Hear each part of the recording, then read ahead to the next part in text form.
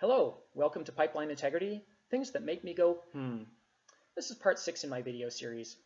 My name is Colin Scott. I'm a pipeline integrity engineer based in Calgary, Alberta, up north in Canada.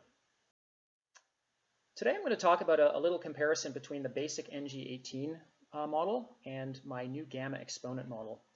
Those of you that have seen videos number 1 and 2 will know that I'm really not a big fan of the NG18 based equations. If you do validation studies, you'll find that they're overly conservative. And my feeling is that that's because they are mathematically and theoretically, I'll say, wonky. And what ends up happening is you end up with overly conservative model predictions. Now, that's good in that it's safe for the pipeline operators, but it is costing people an awful lot of money unnecessarily. When I look at my gamma exponent model that I've developed, I'm trying to address the problems associated with the length and depth issues that the NG18 model struggles with. Hopefully I've pushed things in the right direction here. So let's look at our basic NG18 equation. We've got a remaining strength, which is the predicted failure strength divided by the flow strength.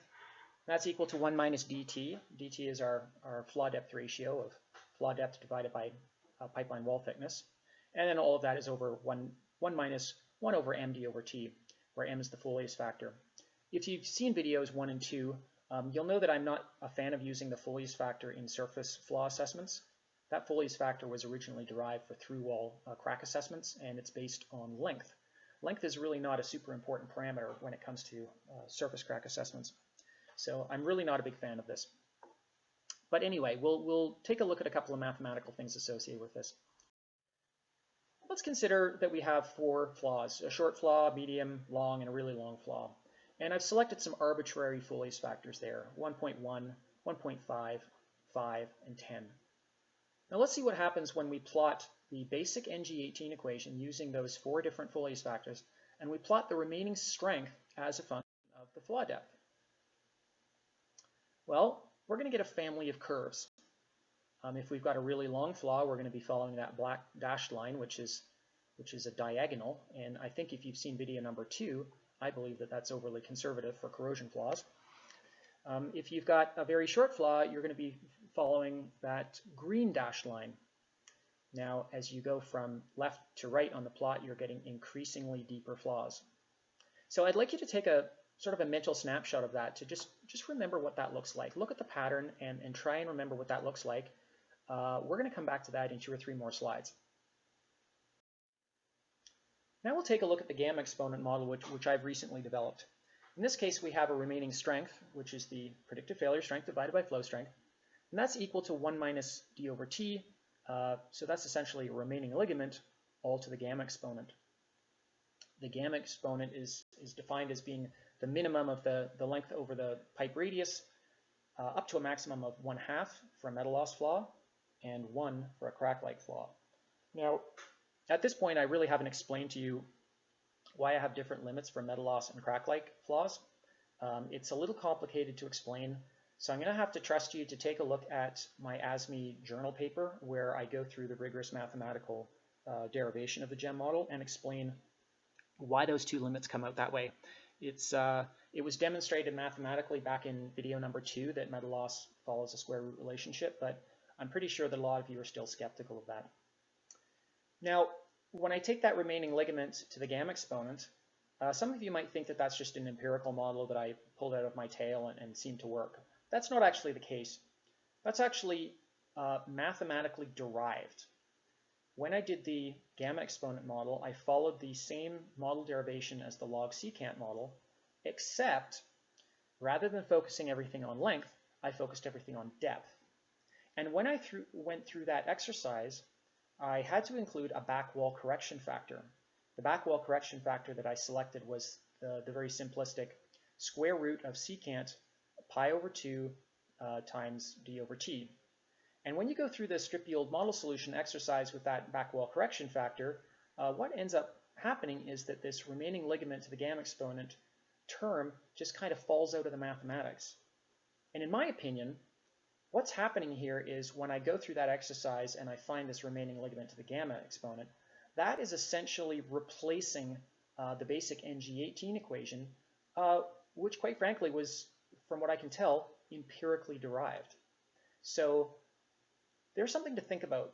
I know it's a little tricky to wrap your head around until you've seen the mathematical derivation, and so I encourage you to take a look at that.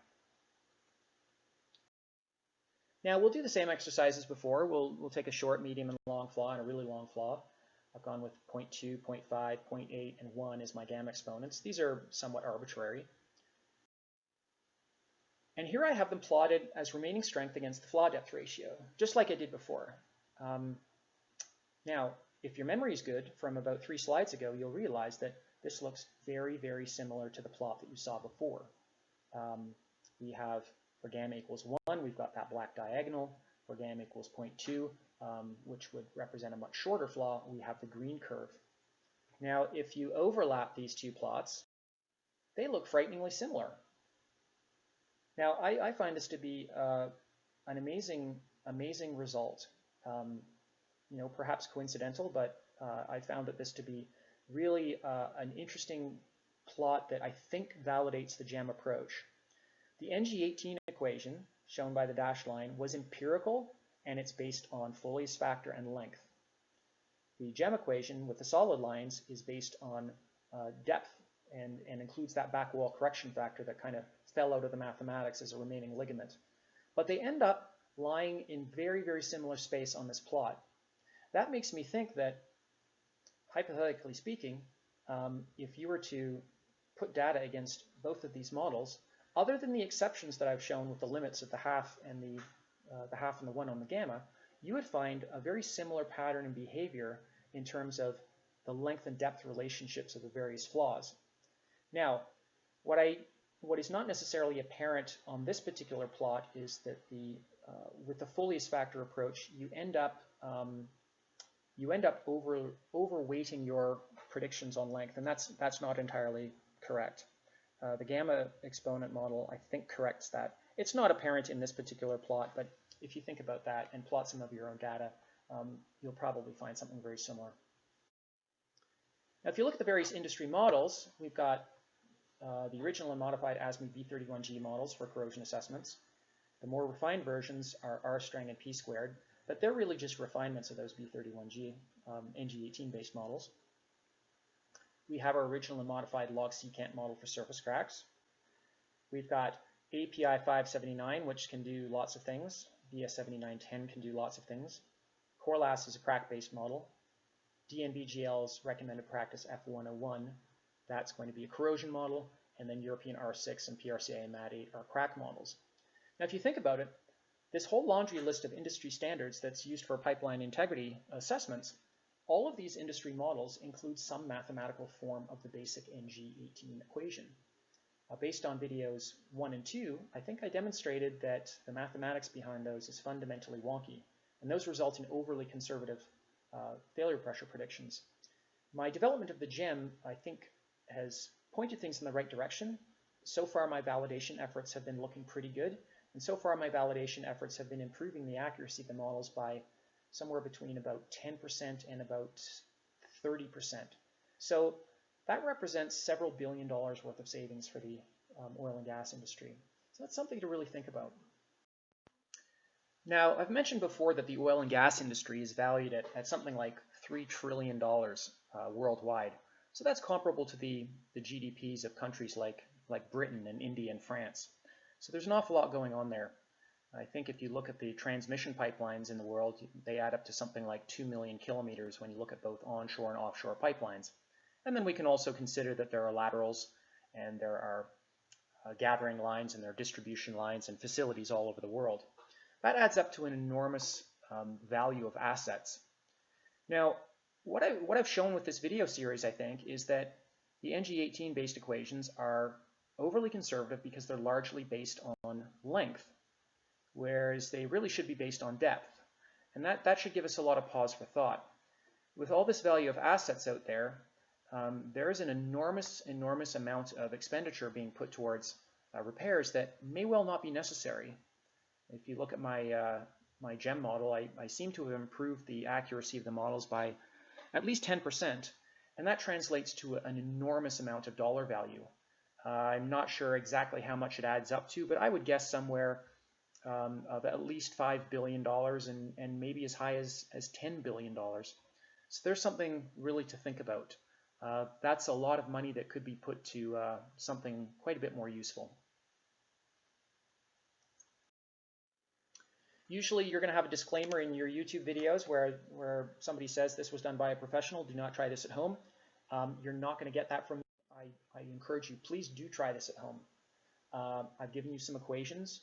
Go and put those equations into your spreadsheet and do some plots and see if you're seeing similar behavior than I am. In this particular video, I haven't talked about any validation data sets really, but if you do have validation data sets at home, please take a look at those and see how they fit up against the NG18 equations and how they fit up against the GEM model. I think that you'll find that I'm not quite as crazy as some people tell you I am. Hopefully you can confirm that for yourself though.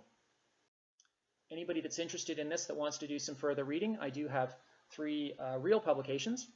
Perhaps the more interesting one for some of you mathematically minded folks will be the bottom one. That's the ASME journal paper I've got. And what that does is that goes through a rigorous mathematical discussion of how the GEM model was derived and how it varied, but also its similarities with the original log secant model. And that explains in a handful of different ways where I think some errors were made along the way and how I've tried to correct them. So please look that one up if you're mathematically minded. Thank you very much for your attention if you've made it this far. I appreciate your time. Hopefully you've followed a little bit of my logic. I do have 5 other videos that I've already prepared. In some cases, you sort of need to know what's going on in those videos before you'll understand this one completely, so please feel free to dig those up.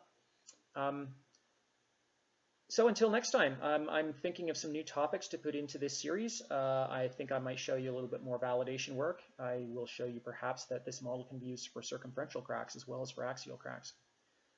Until next time though, thank you for your time. Bye.